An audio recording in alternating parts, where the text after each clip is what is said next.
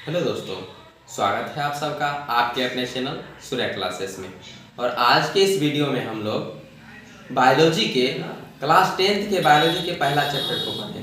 ठीक है, तो बिना देर किए हम अपने वीडियो को शुरू करते हैं। चलिए, तो आज का हमारा पहला टॉपिक है जैव प्रक्रम। आज का हमारा पहला टॉपिक है जैव प्रक्रम। देखिए, टॉपिक को देखते हैं, टॉपिक को इसी से जो है इसका डेफिनेशन निकल जाएगा। जैव प्रक्रम, देखिए टॉपिक है जैव प्रक्रम, अर्थात जीवन में जिस क्रिया से कोई भी जीव हो, उस जीव में किस प्रक्रम के द्वारा उसका विकास होता है, उसी को हम जैव प्रक्रम कहते हैं। देखिए, किसी भी जीव में पोषण का होना आवश्यक है, श्वसन का होना आवश्यक है, परिवहन का आवश्यक है, उत्सर्जन का होना आवश्यक है। ठीक, तो उसी को वैसी प्रक्रिया जिसमें जीवों का अनुरक्षण होता है जैव प्रक्रम कहलाती है। वैसी प्रक्रिया जिसमें जीवों का अनुरक्षण होता है जैव प्रक्रम कहलाती है, जिसमें पोषण, श्वसन, परिवहन। देखिए, परिवहन मतलब हमारे शरीर में जो है एनर्जी, हम जो खाना खाते हैं वो एनर्जी सिर्फ हमारे शरीर को मतलब हमारे आंत को ही नहीं चाहिए, हमारे शरीर के हर एक कोशिकाओं को चाहिए। हर एक कोशिका हमारे यहाँ कण कण तक पहुंचेगा, वह एनर्जी हर एक कण तक पहुंचेगा, हर एक सेल्स तक पहुंचेगा, तब जाकर के हमें एनर्जी रहेगी। ठीक है, इसीलिए परिवहन आवश्यक है। उत्सर्जन तो आप लोग समझ रहे हैं, जो हमारे शरीर में अवशिष्ट पदार्थ जो बच जाता है उसको हम उत्सर्जित कर देते हैं, उसी को उत्सर्जन कहते हैं। अब हमारा देखिए पोषण, वैसा जैव प्रक्रम जिसमें जीव भोजन करता है और उसमें उपस्थित कार्बोहाइड्रेट, प्रोटीन, विटामिन, खनिज लवण को ग्रहण करता है, उसे क्या कहते हैं? उसे ही पोषण कहते हैं, उसे ही पोषण कहते हैं। देखिए, पोषण दो प्रकार के होते हैं, स्वपोषण और परपोषण। स्वपोषण और परपोषण। उसके बाद परपोषण जो है 3 टाइप के होते हैं, जिसमें है मृतजीवी, परजीवी, प्राणी संपोषण। मृतजीवी, परजीवी, प्राणी संपोषण, जिसमें हम पहला स्वपोषण का डेफिनेशन जानेंगे।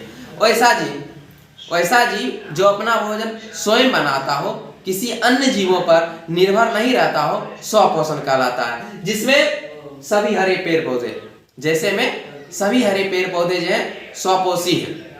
कैसे? तो वह जो है वायुमंडल से CO2 लेते हैं, सूर्य के प्रकाश को संश्लेषित करते हैं, उनके पास खुद का क्लोरोफिल होता है, और नीचे से जो है जमीन से खनिज लवण लेते हैं, इसके माध्यम से वो अपना भोजन स्वयं बना लेते हैं, इसलिए वह स्वपोषी कहलाते हैं। अब देखिए परपोषण, वैसा पोषण या वैसा जैव प्रक्रम जिसमें जीव अपना भोजन स्वयं तैयार नहीं करता हो, किसी ना किसी विधि से किसी अन्य जीवों से प्राप्त करता हो, उसे परपोषण कहेंगे। उसे परपोषण कहेंगे। यहाँ पर जितना भी जो है मतलब एग्जाम्पल के रूप में दिया गया है, सभी क्या है? परपोषी जीव है। मनुष्य क्या है? हम लोग क्या है? परजीवी है, हम लोग परजीवी है। सुअर, कुत्ता, बिल्ली, कवक, फंजा, ये सभी जो है सिर्फ हरे पेड़ पौधे ही हैं जो स्वपोषी है। उसके बाद सभी परपोषी। तो परपोषी का डेफिनेशन आप लोगों को समझ, वैसा जीव जो अपना भोजन स्वयं तैयार नहीं करता हो, किसी ना किसी रूप से किसी दूसरे जीवों से प्राप्त करता हो, परपोषण कहलाता है। अब देखिए, जिसमें परपोषण को हम बताए थे कि 3 टाइप के होते हैं, मृतजीवी, परजीवी, प्राणी संपोषण। तो बारी बारी से हम सभी का डेफिनेशन जानते हैं। आखिर उसका डेफिनेशन है क्या? तो देखिए, मृतजीवी का डेफिनेशन है वैसा जीव जो मृत जीवी हो, अर्थात सड़े गले पदार्थों को खाता हो, उसे मृत जीवी कहते हैं, उसे मृत जीवी कहते हैं। जैसे कवक, प्रोटोजोआ, बैक्टीरिया, ये सभी क्या है?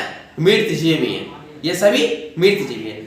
वीडियो को रिवर्स करके आप डेफिनेशन को कॉपी में नोट कर सकते हैं। देखिए, उसके बाद दूसरा है परजीवी, वैसा जीव जो अपना भोजन स्वयं नहीं तैयार करता हो, किसी दूसरे जीवों पर आश्रित रह करके, किसी दूसरे जीवों पर आश्रित रह के उसका भोजन जो है छीन लेता हो, उसी को परजीवी कहते हैं। जैसे अमरलत्ता को आप लोग देखे होंगे, अमरलता मतलब अमरलत्ती ठेठी भाषा में उसको मतलब बोलते हैं। तो उसको जो है ना, जैसे किसी पेड़ पर फेंक दीजिए तो उसको वो सुखा कर ही दम लेता है, उसको वह सुखा देगा और उसमें उपस्थित सभी उसके सारे भोजन को वह चूस करके वो अपना भोजन तैयार कर लेता है। जैसे अमरलता हो गया, गोबर छत्ता हो गया, देखे होंगे गोबर वगैरह पर जो है उग जाता है, उसी को गोबर छत्ता कहते हैं। और उसके बाद है परजीवी, सॉरी प्राणी संपोषण।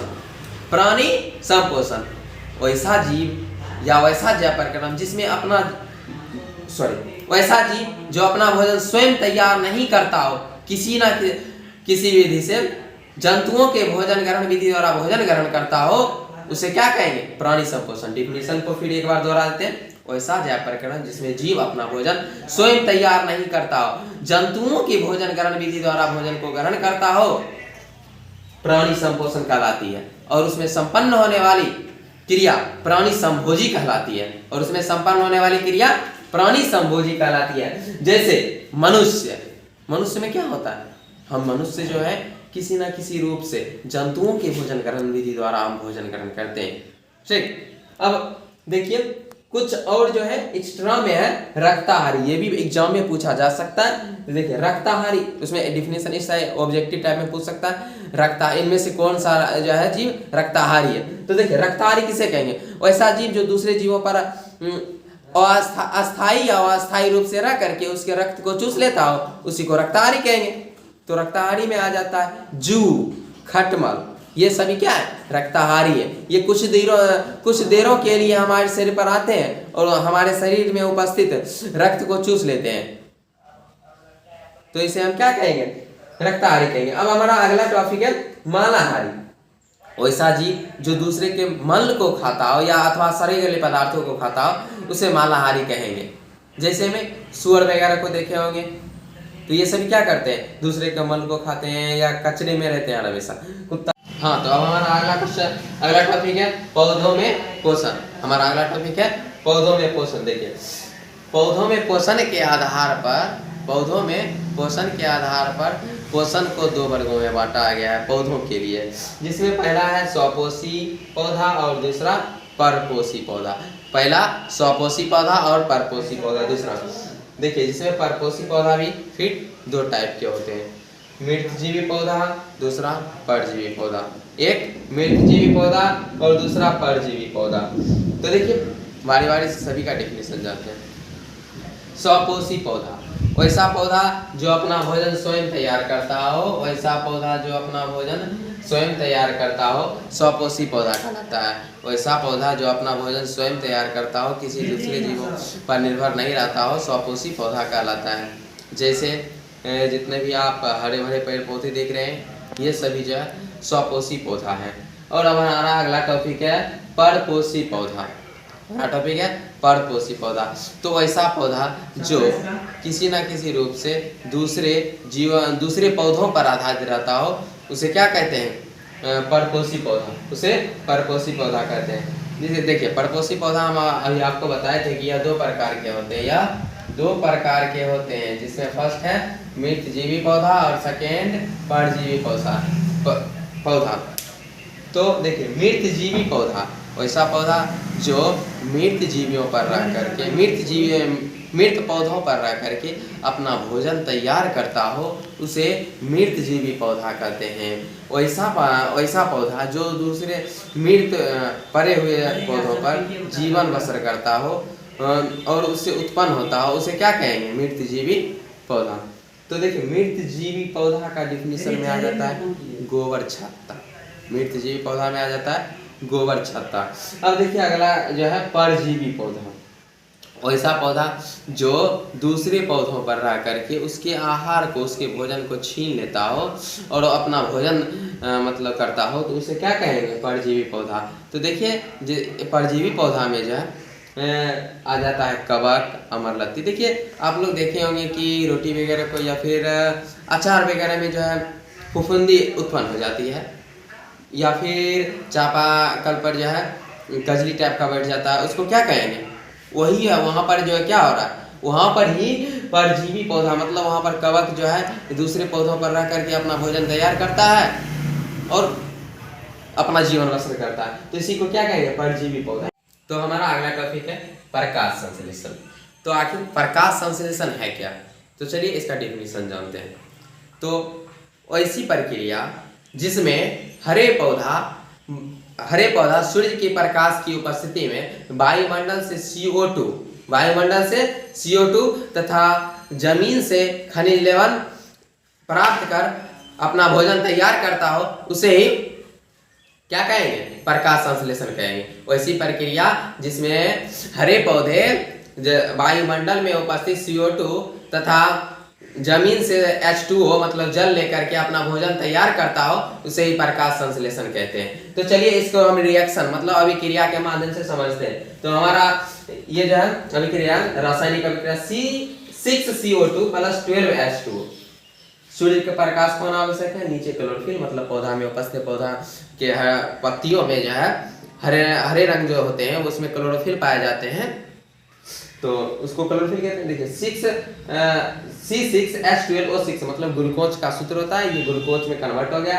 उसके बाद 6H2O और 6O2 मतलब जिसको हम मतलब देखिए ये अपना एक तरफ ये अपना भोजन तैयार कर रहा है, ये पौधा जो है एक तरफ अपना भोजन भी तैयार कर रहा है और हमारे लिए ऑक्सीजन भी तैयार कर रहा है। और यहाँ पर देखिए यहाँ पर ये हम जो कार्बन डाइऑक्साइड छोड़ते हैं ना, हम जो कार्बन डाइऑक्साइड छोड़ते हैं उसको ये ले रहा है और प्लस में हमको O2 ऑक्सीजन भी दे रहा है। तो देखिए इसका रिएक्शन है 6CO2 + 12H2। सूर्य के प्रकाश का होना आवश्यक है और क्लोरोफिल का भी होना आवश्यक है, तभी ये अपना भोजन बना पाएगा। तो C6H12O6 + 6H2O जल भी कुछ मात्रा में यह जो है मुक्त कर रहा है, जो प्रकाश संश्लेषण के माध्यम से वायुमंडल में विलीन हो जाता है, और 6O2 मतलब ऑक्सीजन भी अत्यधिक मात्रा में दे रहा है।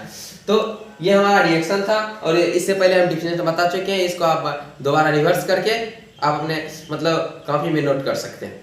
तो देखिए हमारा अगला टॉपिक है प्रकाश संश्लेषण के आवश्यक घटक। ये देखिए बहुत VVI क्वेश्चन है, VVI क्वेश्चन है, वेरी वेरी इंपॉर्टेंट क्वेश्चन है, इसको आप नोट कर लीजिए। देखिए ये हर एक एग्जाम में मतलब 10th के एग्जाम में बार बार पूछा जा चुका है। प्रकाश संश्लेषण के आवश्यक घटक या पदार्थ कौन कौन से हैं? तो इसके लिए प्रकाश संश्लेषण के लिए मुख्य रूप से CO2, H2O, क्लोरोफिल और सूर्य का प्रकाश का होना आवश्यक है, तभी पौधा अपना भोजन बना सकता है, अन्यथा नहीं बना सकता है। बस नमस्ते। तो आज के लिए बस इतना ही। अगले वीडियो में हम इसके आगे जो है जो टॉपिक छूट चुका है उसको हम बताएंगे। तो अगर हमारा वीडियो पसंद आया हो तो लाइक करना न भूलें, इससे हमारा मोटिवेशन बढ़ता रहेगा। अगर आप चाहते हैं कि अगले भी वीडियो का नोटिफिकेशन पाएं तो हमारे चैनल को सब्सक्राइब करना न भूलें। धन्यवाद।